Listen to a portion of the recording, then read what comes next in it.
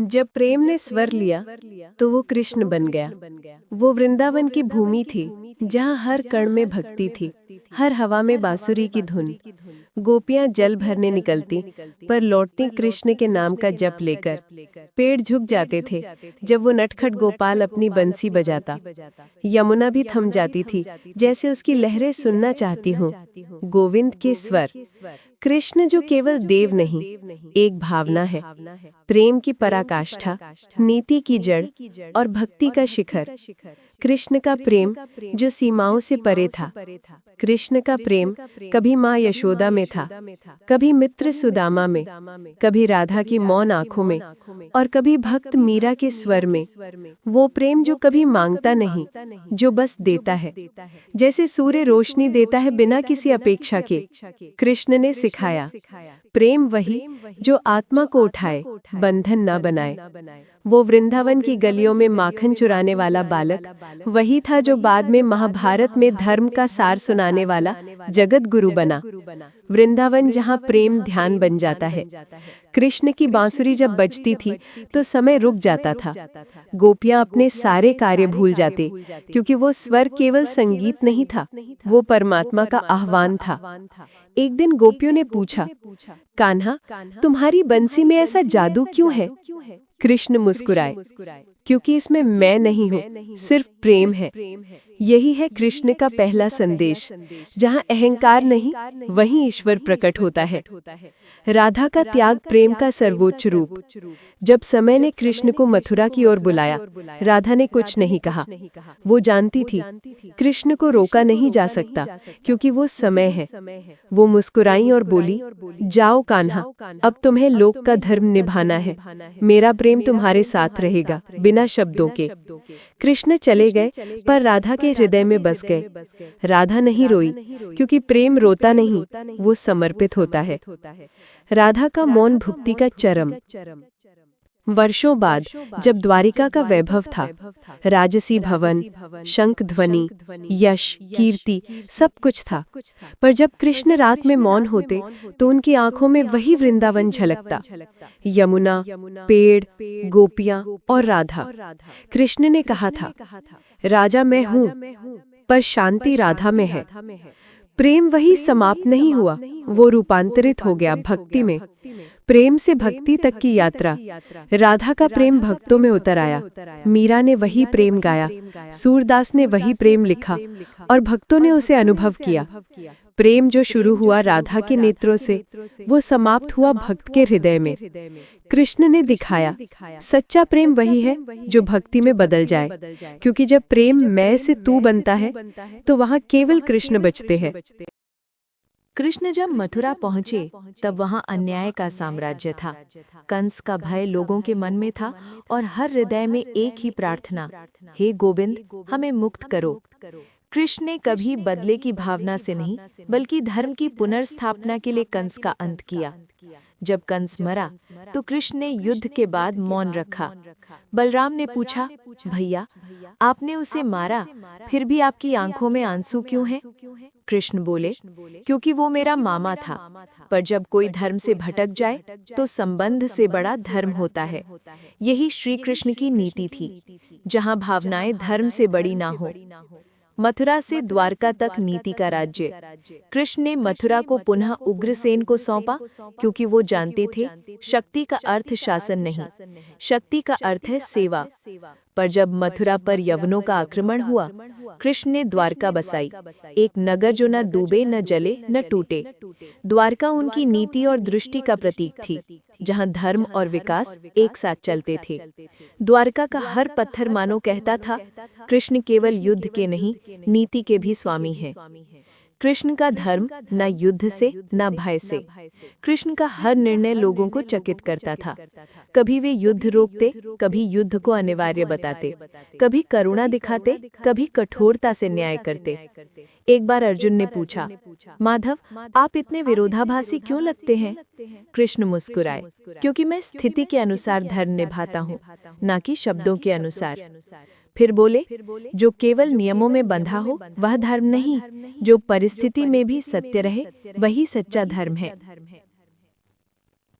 राजधर्म जब नीति भावनाओं से ऊपर होती है। द्वारका में कृष्ण ने एक अद्भुत उदाहरण रखा। एक बार द्वारका के एक नागरिक ने अपराध किया और वो कृष्ण का भक्त था।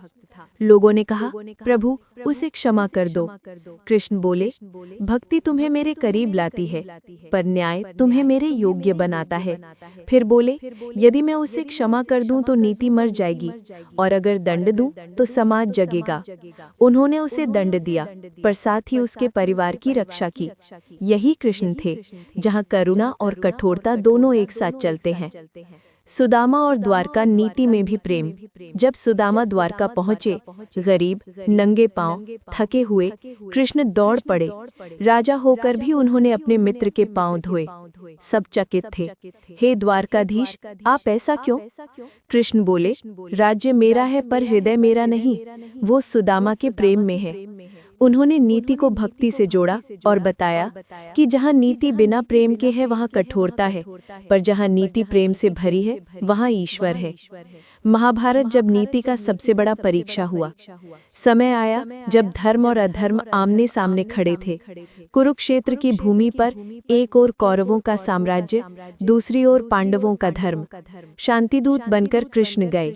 उन्होंने दुर्योधन से कहा, सिर्फ 5 गांव दे दो, युद्ध टल जाएगा। पर दुर्योधन हंस पड़ा, मुझे सुई की नोक जितनी भूमि भी नहीं दूंगा। कृष्ण ने मौन होकर कहा, तो फिर समय अब मुझे भी नीति पथ पर चलने देगा। वो क्षण था जब श्री कृष्ण ने नीति के शिखर को छुआ, क्योंकि उन्होंने देखा जब अहंकार सुनना बंद कर दे तो युद्ध भी एक साधन बन जाता है धर्म के लिए। कृष्ण का सबसे बड़ा निर्णय, मैं शस्त्र नहीं उठाऊंगा। कृष्ण जानते थे अगर वे शस्त्र उठाएंगे तो धर्म मनुष्य से छिन जाएगा।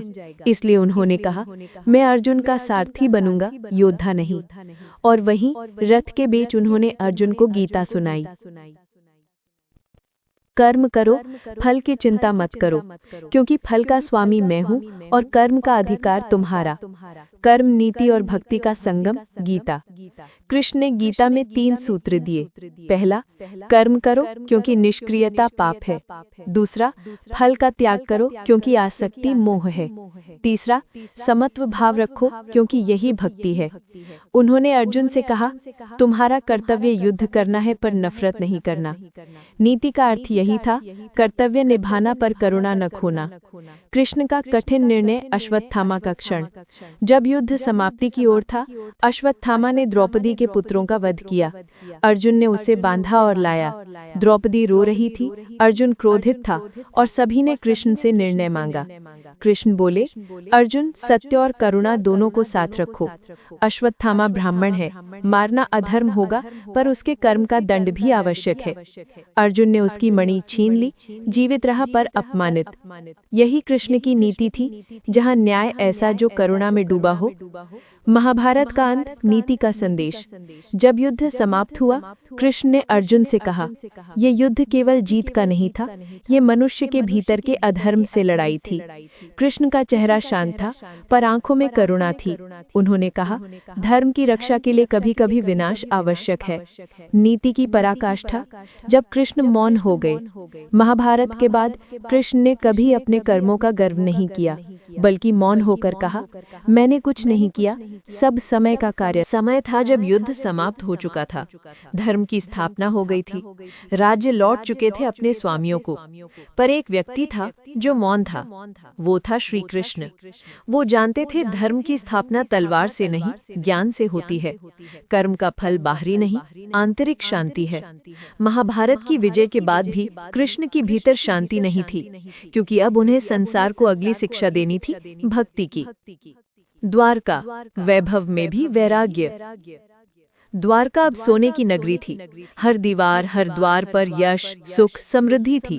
पर श्री कृष्ण के चेहरे पर वही पुरानी मुस्कान, मृदु, शांत और गहरी। एक दिन उद्धव ने पूछा, प्रभु, आपने संसार को धर्म दिया, नीति दी, अब आप इतने शांत क्यों हैं? कृष्ण बोले, क्योंकि अब समय है भीतर जाने का।